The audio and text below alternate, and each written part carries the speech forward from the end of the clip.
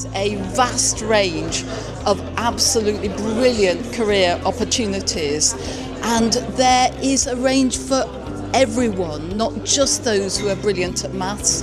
It's got loads of creativity in it, it's got loads of team working in it, loads of people capacity in it, but also amazing technical satisfaction for those who really enjoy the technical side of engineering.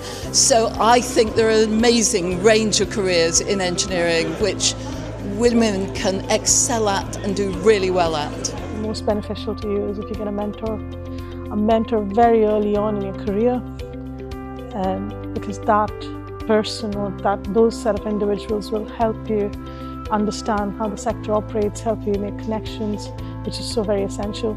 And if you're looking for external support, more training, more development, please come and find us. We're there for you. As for advice, there are always people that are willing to help and to expand your network. A network is a very key asset, and it will also make you feel that you are welcome in the sector, that you belong to the sector, and that is very important.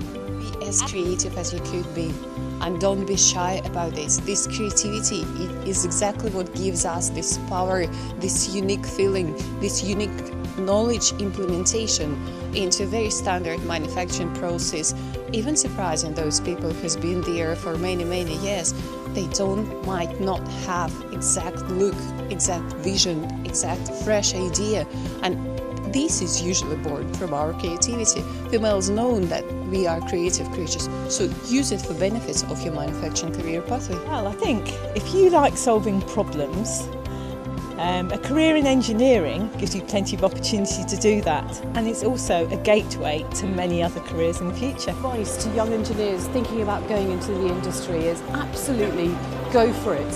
And the big bit of advice is make sure you network, you come to events like this, you ask questions, you probe, and of course you listen.